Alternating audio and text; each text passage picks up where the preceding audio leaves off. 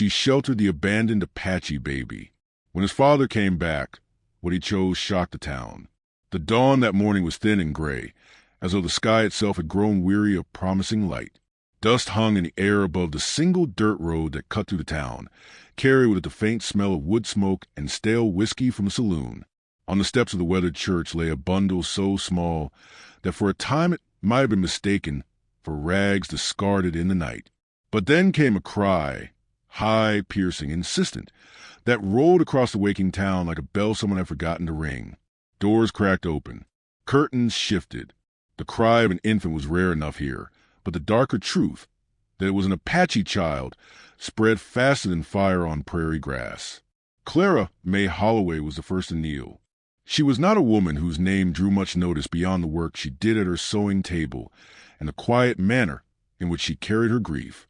A widow, her husband gone to fever, her own child taken by the cruel hand of winter years before, she bore her sorrow like a stitched seam, invisible to most, but always there, running beneath everything she touched.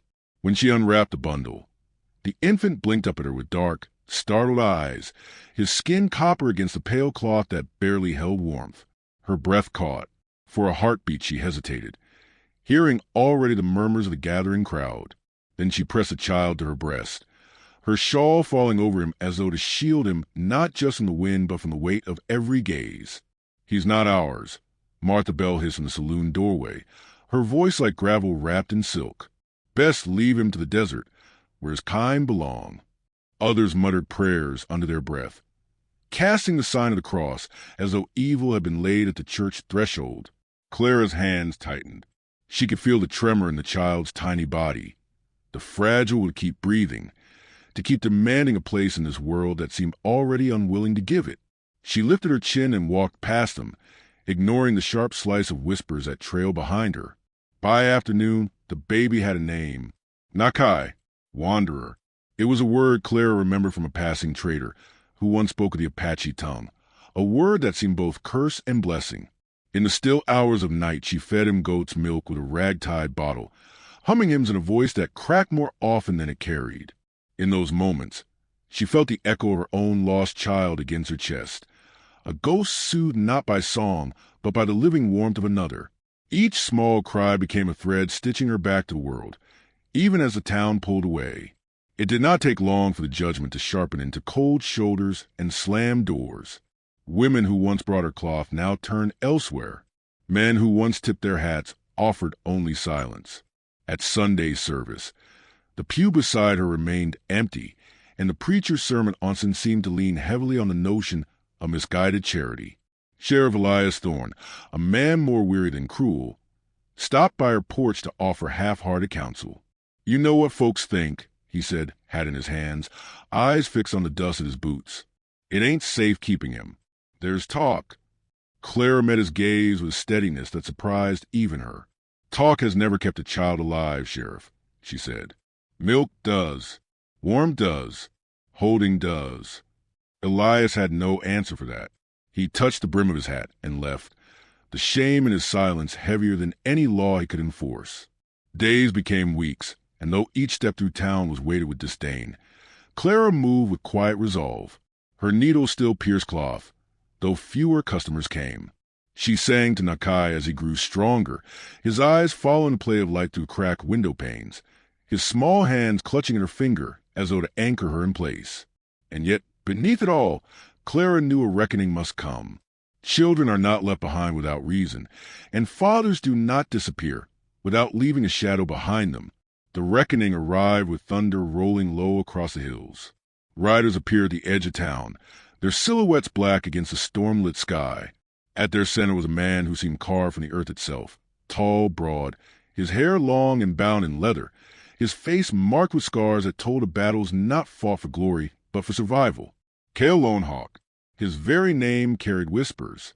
Some said he had led raids. Others claimed he had lost everything, wife, tribe, future, when the war swept through. What was certain, as he rode and beneath the weight of every eye, was that he was the father of the child cradled in Clara's arms. The saloon spilled its patrons into the street. Windows opened.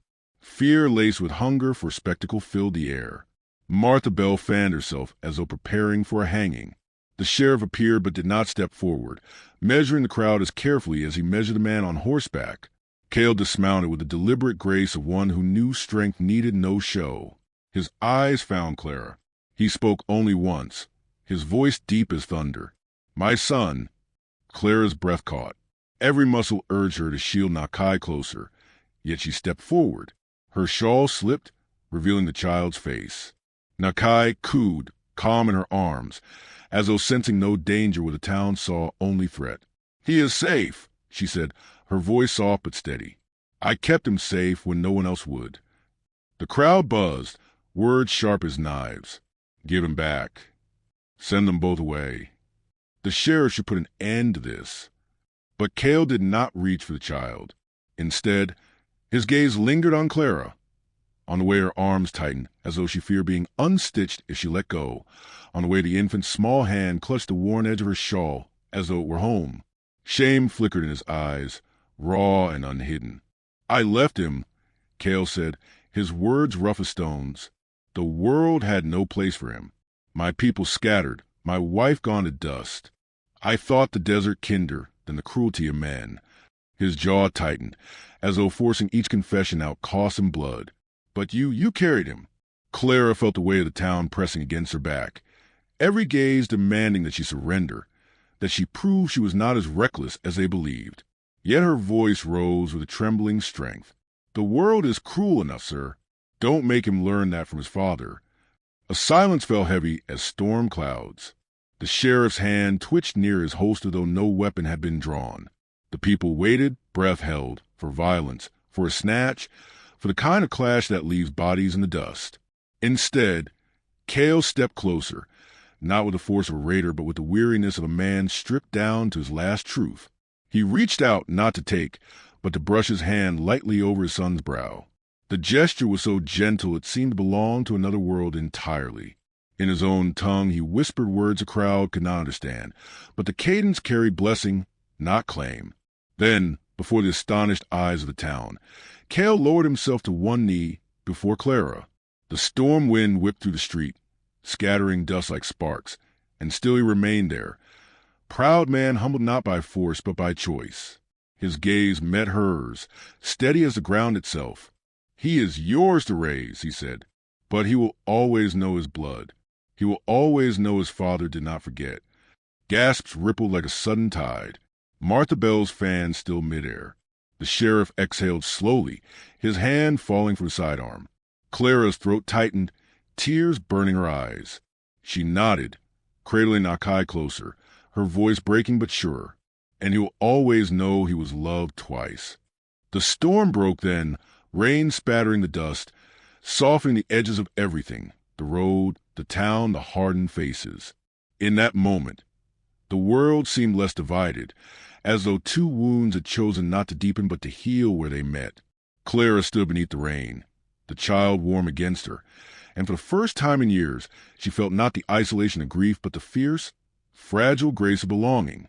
And though time would carry its own trials, the memory of that day remained etched into every soul who bore witness, not as a story of battle, but as a moment when pride bent to tenderness, when judgment gave way to awe, and when a woman's quiet defiance stitched dignity back into a world determined to tear it apart.